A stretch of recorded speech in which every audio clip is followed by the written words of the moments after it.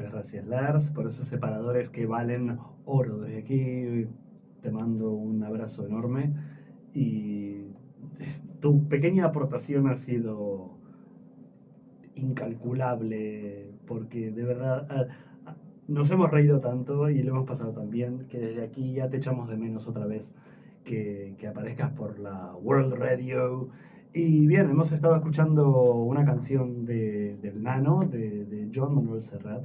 Hemos escuchado A quien corresponda, que básicamente es el contenido de la canción es un testamento que lega a quien quisiera tomar el mando y él una vez haya dejado este planeta Tierra, que espero que tarde mucho porque el nano ya tiene sus años, está muy achacado de todo lo que le ha pasado en la vida.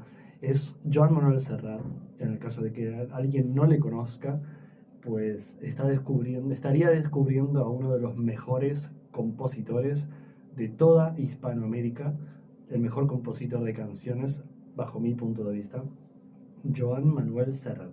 Y antes estábamos escuchando a Charly García con Los Dinosaurios. Y bien, estamos de vuelta en Odiame Más. Recordamos las vías de contacto. Tenemos el correo electrónico para que nos podáis escribir en odiamemasradio@gmail.com. Nos podéis ver también en el canal de YouTube Odiame Más Radio para poder disfrutar de este programa que lo podéis ver repetido, lo podéis escuchar repetido cada martes a las 8 de la noche o en directo desde las 3 worldradio.eu cada viernes a las 6 de la tarde. De 6 a 7 tenemos programa, de 7 a 8 pasamos música en español, que es lo que haremos en aproximadamente 20 minutos, porque ya son las 18, casi 40. Y nos quedaría por comentar algunas cosillas más muy interesantes, porque están pasando cosas permanentemente. Yo lo comentaba al principio del programa, es agotador soportar la cantidad de cosas que nos están llegando de todos los puntos cardinales y a todos los niveles, de verdad.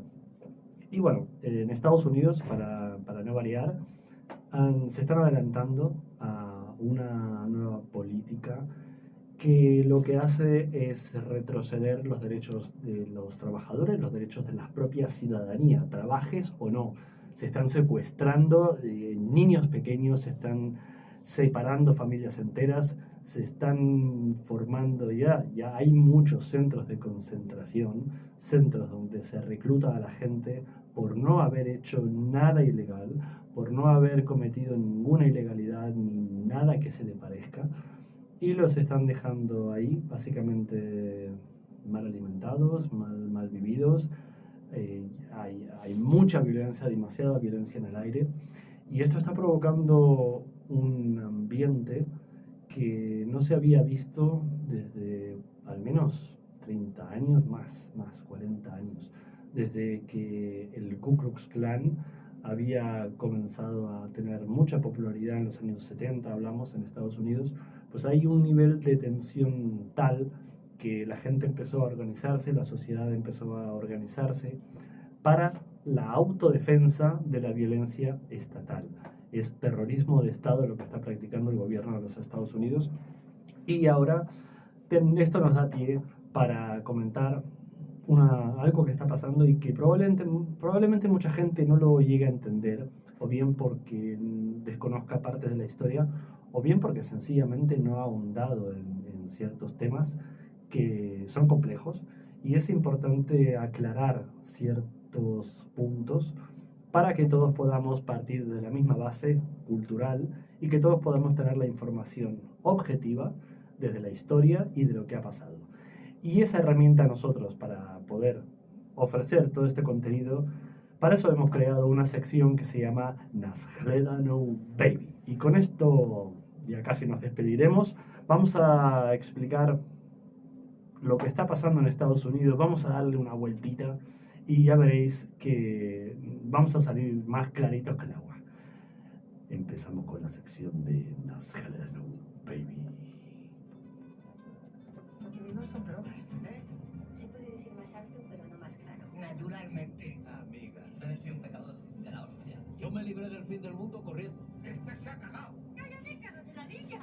tengo nada que perder. Ahí lo tenés al pelotudo. Está los niños. Mejor, así se enteran. Nosferatu, baby.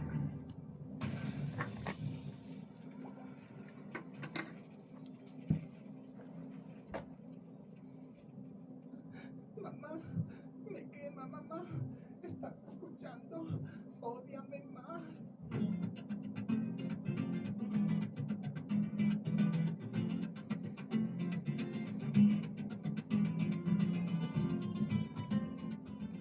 Estamos de vuelta en Ódiame Más, en la sección que hemos denominado Nascleano Baby. Y yo no lo había comentado, pero no estoy del todo solo, sino que tengo a un regalito que nos ha dado Maffer. Desde aquí le mandamos un besito enorme. Tenemos a una llama directamente venida desde el Perú. Y es una llama preciosa desde aquí, de verdad. Le mando un abrazo muy fuerte con un gorrito invernal.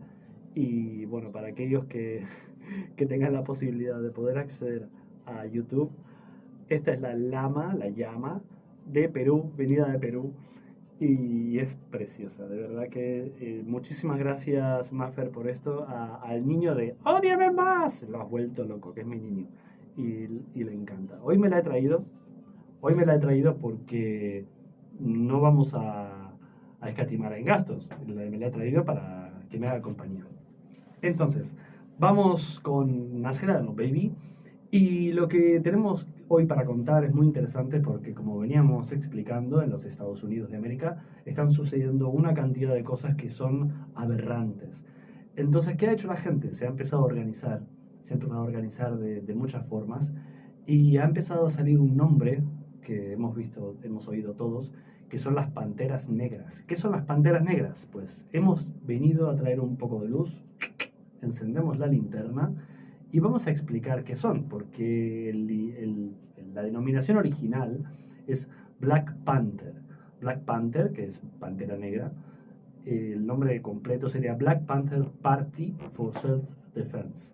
Esto es algo así como, bueno, el Partido de las Panteras Negras para la autodefensa, para sí, la defensa personal, la autodefensa.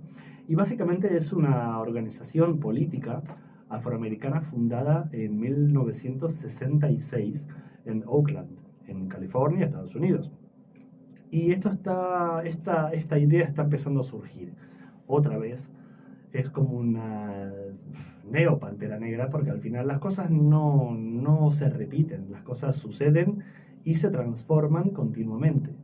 Ahora mismo, este mismo partido, que es un partido político, pero es un partido político bastante particular. Vamos a ver. Este partido se creó por dos personas que se llaman Huey P. Newton y Bobby Seale. Pues a mediados de los años 60, y vamos a dar un poco de contexto, el país daba muestras muy peligrosas de un racismo hacia los afroamericanos cada vez más agresivo, a pesar del fin legal de la segregación. La población negra venía sufriendo desde al menos 10 años, por lo menos, la persecución del Ku Klux Klan que habíamos mencionado antes, también conocido como KKK o KKK. Recordar la canción de Ramones, la de que KKK took my baby away, away from me. Pues esa misma. La canción hablaba de ellos, de los que llevan una túnica en forma de cono en la cabeza, prendían fuego unas cruces en las puertas de las personas que odiaban y los perseguían. Los torturaban, los mataban, deshacían cualquier cosa. Pues, por un lado, esta gente, pero es que por otro lado existía violencia policial sistemática. Esta marginación social, al final, les empujaba a digamos, los afroamericanos y a toda la gente que estaba excluida de esta sociedad patriarcal, privilegiada, fascista, pues al final los empujaba a una pobreza estructural, una exclusión política y una enorme desigualdad económica como consecuencia de toda esta situación. Los cambios que se iniciaron a raíz del movimiento por los derechos civiles liderados por Martin Luther King Jr., entre otros, eran insuficientes y demasiado lentos. Entonces, la violencia en las calles ya era insoportable. Más o menos como ahora en manos de los ICE, que son el mismo Ku Klux Klan, diría yo, pero del siglo XXI. Una cosa muy similar. Ahora, en lugar de llevar conos blancos ridículos, pues llevan un pasamontañas en la cabeza y dan lugar al mismo horror. A mediados de los años 60, las Panteras Negras surgieron como respuesta directa a toda esa frustración e injusticia, pero sobre todo por el miedo que se respiraba en todas partes. Nadie estaba seguro, más o menos como ahora. Y bueno, hemos dicho que uno de los creadores, bueno, los dos creadores, que son Huey P. Newton y Bobby Seale, que eran estudiantes de teoría política, marxismo, historia afroamericana y derecho constitucional. Estos dos tipos sabían que la segunda enmienda de la Constitución estadounidense permitía portar armas para protegerse de alguna amenaza. Entonces decidieron usar este marco legal para vigilar a la policía en barrios negros e hispanos, deteniendo arrestos y controles armados por parte de la policía. Y bueno, su filosofía al final siempre ha sido la defensa y nunca la agresión. ¿Qué usaba esta gente? Usaba la contraintimidación, ya que eh, intimidar a aquellos que intimidan a la comunidad como plan de disuasión parece ser el plan más inteligente, porque no hay otra manera. Entonces, más que la agresión era la defensa. Y bueno, de un carácter internacionalista, su filosofía fue siempre defender a los oprimidos por el poder, sean negros, hispanos o quien fuere. Pero evidentemente eran los negros quienes principalmente eran violentados por, ya hemos dicho, por la capa del poder estatal, las autoridades del Estado, las fuerzas y cuerpos de policía del Estado de los Estados Unidos, y por otra parte, el Ku Klux Klan. Entonces, había violencia por todos lados. A finales de los años 60 tenía miles de miembros, hablamos del Black Panther Party for Self-Defense, tenía miles de miembros y delegaciones en más de 40 ciudades, incluyendo Chicago, New York, Los Ángeles y Seattle, que son importantes. Pues básicamente esta gente tenía y tiene, podríamos decir, porque no ha muerto, siempre han estado detrás de las sombras y no funcionando de forma tan activa como en los años 60, 70, pero sin embargo han permanecido ahí. Y los valores y principios fundamentales que tiene esta gente es básicamente, se podría resumir en una breve lista de puntos, que sería, primero, la autodeterminación para la comunidad racial, ¿sí? Más bien racializada, diría yo, es su autodeterminación, ¿vale? Esta gente no es libre y hay que darle el poder para que pueda autorrealizarse. 2. Fin de la brutalidad policial. Si hay brutalidad policial, no hay democracia. 3. Empleo, vivienda y educación digna. Creo que eso hasta está en la propia Carta de los Derechos Humanos. Luego, educación. Ellos lo que pretendían, la idea es que la educación que se enseñe pueda educar mediante la verdadera historia afroamericana, desde la tortura a la que siempre ha sido víctima, no desde un punto de vista clasista, desde la perspectiva privilegiada, sino que se enseñe la verdadera historia afroamericana, cómo los traían en los barcos y los explotaban en los campos americanos incluso hasta los años 60, o más diría yo, los años 70. Y bueno, lamentablemente de forma muy sectorizada siguió existiendo más adelante. Aunque parece mentira, pero ha sido así. Bueno, además lo que ellos ponían como estandarte era el acceso gratuito a la salud. Una cosa tan utópica como que todo el mundo tenga acceso a la salud y pueda no morir de una enfermedad común, estando en el siglo XX, a casi finales, a 30 años de acabarse el siglo XX. Y más allá de enfrentarse a la violencia que el poder ejercía sobre un pueblo lleno de miedo, los Panteras Negras desarrollaron programas sociales revolucionarios para la época, como por ejemplo desayunos gratuitos para niños, iniciados en 1969, que llegaron a alimentar a decenas de miles de niños cada semana. Establecieron clínicas de salud comunitarias, establecieron programas de detención de anemia falciforme para poder dar solución a muchas enfermedades de la población que en ese sentido pues daban ese apoyo sanitario. Luego ejercieron, digamos, una educación política gratuita, ya que la gente no tiene ni idea de lo que estaba pasando, no tenía ni idea y creo que ahora tampoco.